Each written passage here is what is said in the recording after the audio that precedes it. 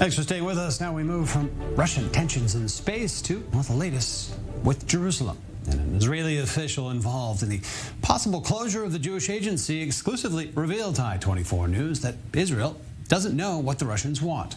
Now, the Kremlin claims that the agency violated certain rules and was improperly using personal information of Russian citizens. But here's the latest report. Spurring on in Jerusalem, this time with Russia over an organisation which helps Jews immigrate to Israel. Fears that Russia's intention of shutting down the Jewish agency in Moscow could develop into a major diplomatic crisis.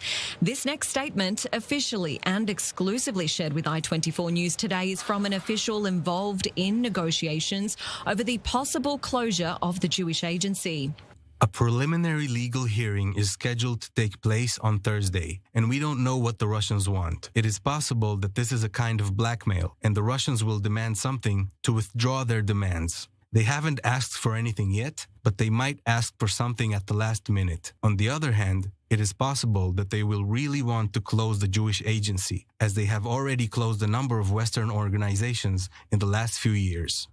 Now, senior Israeli officials are worrying that efforts to dissolve the Jewish agency in Russia will quickly escalate.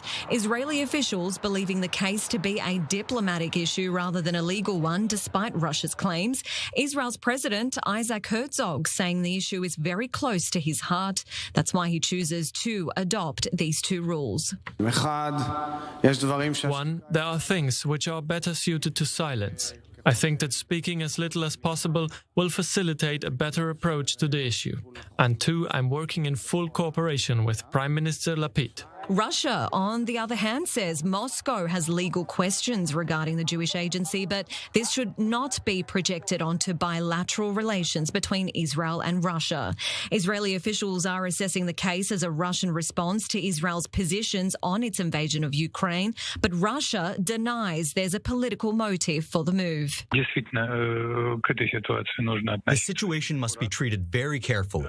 Indeed, there are questions for the agency regarding compliance with Russian legislation, and there's no need to politicize this situation or project it onto the entire range of Israeli-Russian relations. After this statement from Peskov, Israel's Prime Minister Yair Lapid also spoke out, saying Israel-Russia relations are based on heritage, continuous connection and mutual interests. For now, Israel is ready to hold a dialogue while maintaining relations, but Russia's foreign ministry has said it's up to the Ministry of Justice to decide whether the Russian branch of the Jewish agency should be dissolved or not.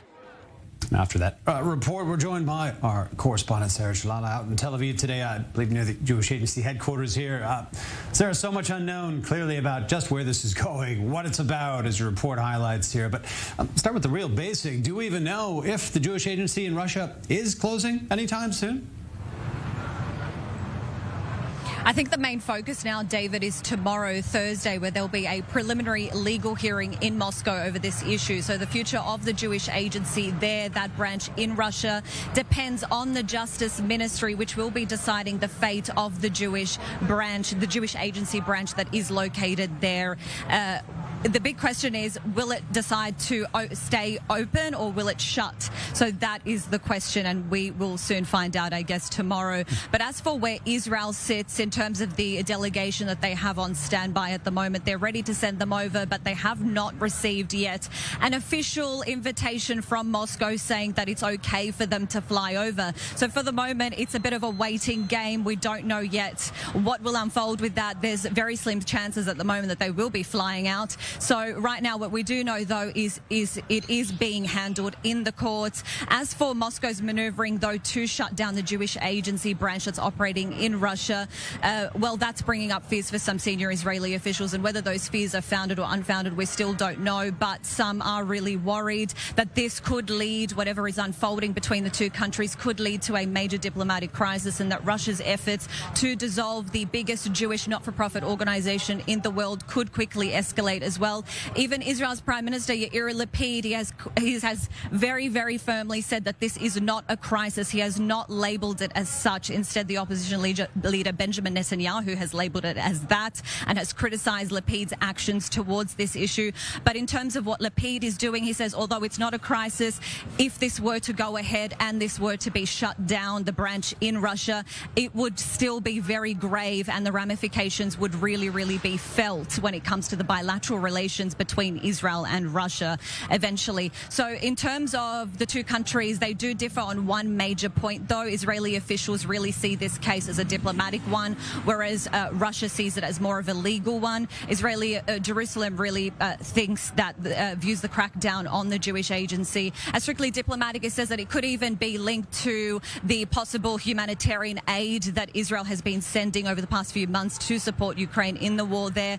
So we really don't know, or it could even be a bit of a mix also with Lapid's condemnation of Russia back when he was foreign minister as well.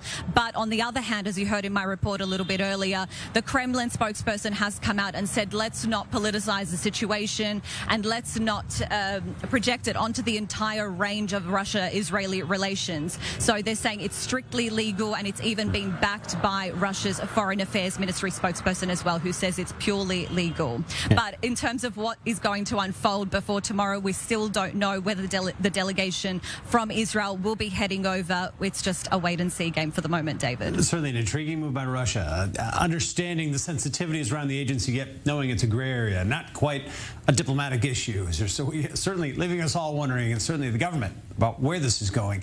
But you touched on something here. Former Prime Minister Netanyahu is taking this into another realm. He's called Lapid's quote-unquote babbling about Moscow. I think he said, quote, endangers national security. So he's starting to bleed into the political realm here as well, this issue, appearing to be one of the first international sphere for Lapid.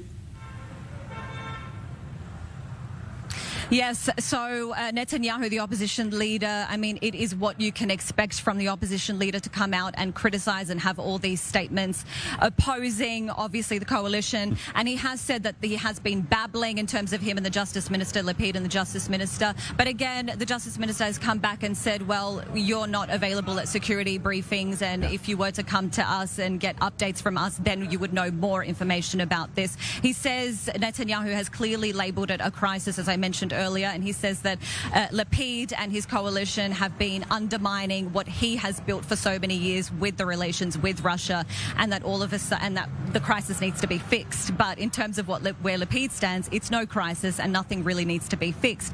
But again, Netanyahu is competing for the Prime Minister to become Prime Minister after the November 1 election, so this will kind of all make sense when you look at it that way. Absolutely, guys. We'll wait and see just how consequential this is, either diplomatically, internationally, or internally, politically. Either way, it's a story we're covering closely. Sarah Chalala, thanks for bringing us the latest on it.